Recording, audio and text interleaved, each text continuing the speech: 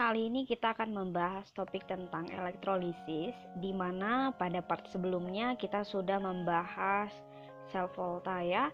Nah, jadi sel volta dan sel elektrolisis itu adalah bagian dari elektrokimia, cabang ilmu yang mempelajari hubungan antara listrik dengan kimia ya. Nah, jadi langsung saja. Elektrolisis ini adalah di mana sel elektrolisis ini mengubah energi listrik menjadi energi kimia. Jadi, ada reaksi redoks yang tidak spontan, sehingga dibutuhkan arus listrik untuk berlangsungnya atau terjadinya reaksi redoks tersebut. Jadi intinya, pada sel elektrolisis, reaksi redoksnya tidak spontan, sehingga membutuhkan energi listrik. Nah, kemudian elektrodanya sama, ada katoda, ada anoda, di mana katoda itu kutub negatif dan mengalami reaksi reduksi. Jadi disingkat KNAP, strip Crow ya. Katoda itu kutub negatif dan mengalami reaksi reduksi. Kemudian anoda itu kutub positif mengalami reaksi oksidasi. Oke, nah kemudian kita bahas reaksi-reaksi elektrolisis. Nah, yang pertama, reaksi di katoda. Ingat, reaksi di katoda yang pertama kali kita lihat adalah kationnya. Kation yang berada di sekitar katoda. Nah, jadi contohnya begini. Ada senyawa yang akan dielektrolisis. Contohnya senyawa Ki. Nah, jadi kalau misalnya Ki kita ionkan kan menghasilkan K positif dengan I negatif. Yang merupakan kation di situ adalah K positifnya ya. Nah, jadi reaksi di katoda syaratnya lihat kationnya terlebih dahulu. Nah, jadi seperti ini. Syarat yang pertama, jika kationnya itu adalah logam di kiri H2O pada deret volta, kita misalkan dengan logam M ya. Nah, jadi sebelumnya di part sel volta sudah belajar tentang deret volta. Ada deret kereaktifan logam ya di situ. Ada si litium ya. Lihat kalau Bapak camat. Litium, kalium, barium, kalsium, dan seterusnya sampai pada H2O. Kemudian di sebelah kanan H2O juga ada beberapa logam ya. Nah, jadi kalau misalnya kationnya itu adalah logam di kiri H2O pada deret volta seperti golongan 1A, logam golongan 1A, logam golongan 2A, aluminium dan mangan, maka kalau misalnya senyawa yang dielektrolisis dalam wujud larutan, air yang akan direduksi ya. Air direduksi berarti menangkap elektron, menghasilkan basa dengan hidrogen. Nah, jadi supaya setara, H di kiri ada 2, di kanan ada 3, OH negatifnya kita kali 2, kemudian kali 2, muatannya juga kita kali 2 ya. 2 negatif atau 2 elektron di sebelah kiri, di sebelah kanan juga 2 negatif.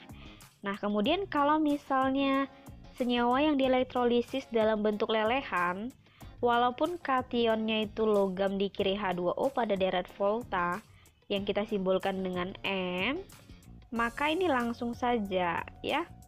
Nah, ini langsung M plus N ditambah N elektron menghasilkan M.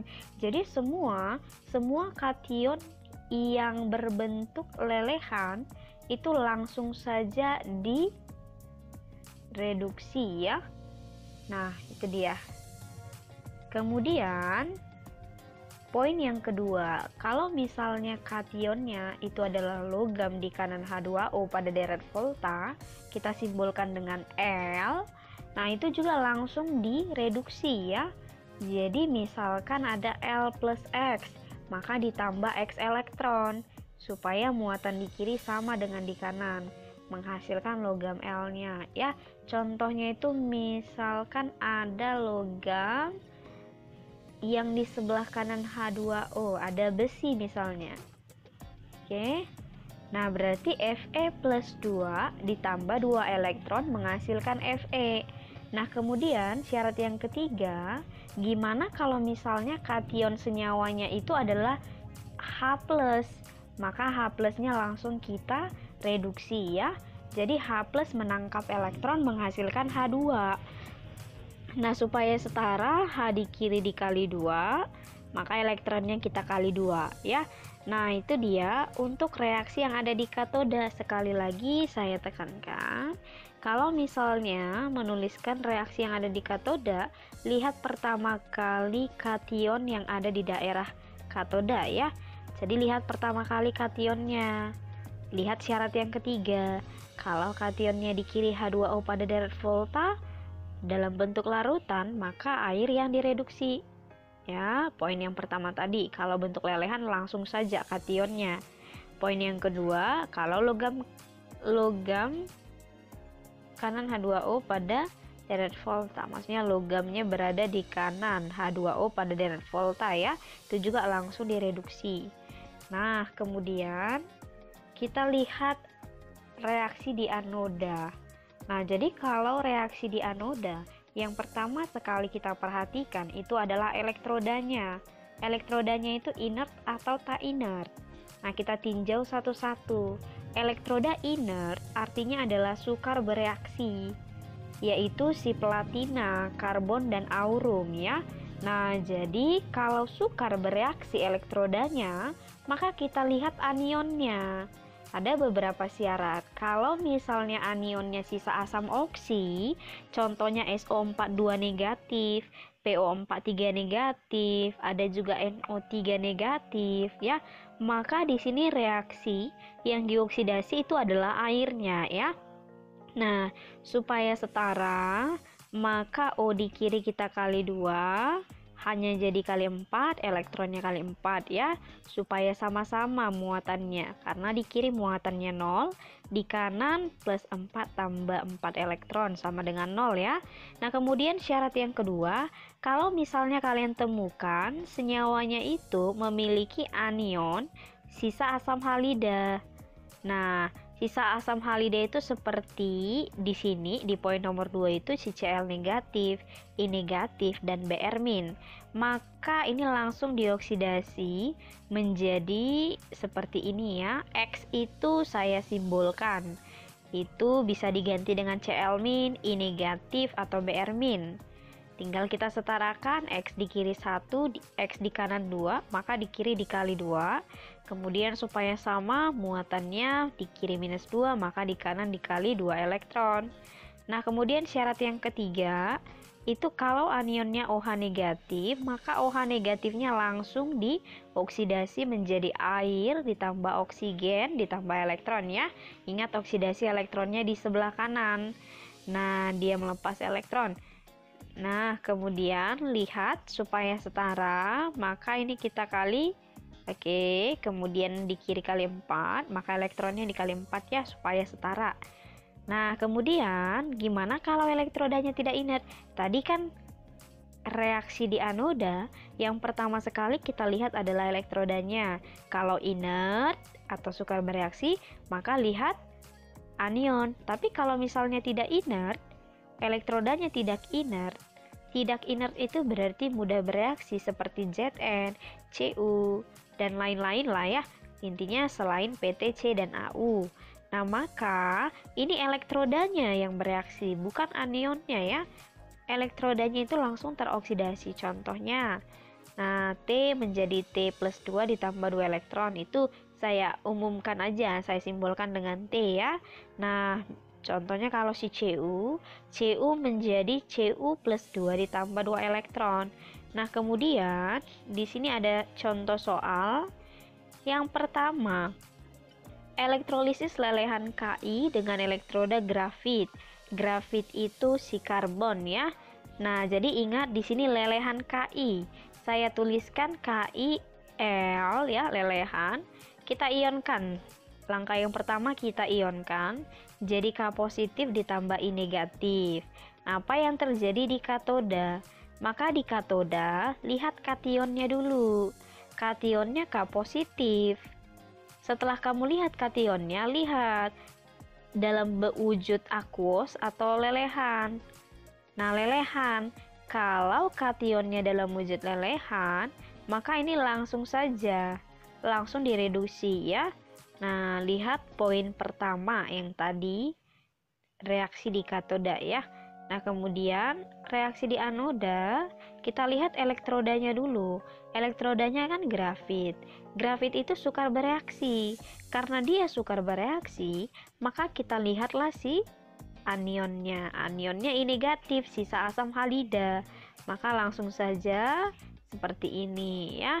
Nah, kemudian kita lihat elektron yang di katoda itu elektronnya 1, di anoda elektronnya ada 2. Maka supaya kita eliminasi, reaksi katoda itu kita kali 2, reaksi di anoda kita kali 1. Nah, ini akan menghasilkan seperti ini. Langsung saja saya turunkan dan tuliskan ya.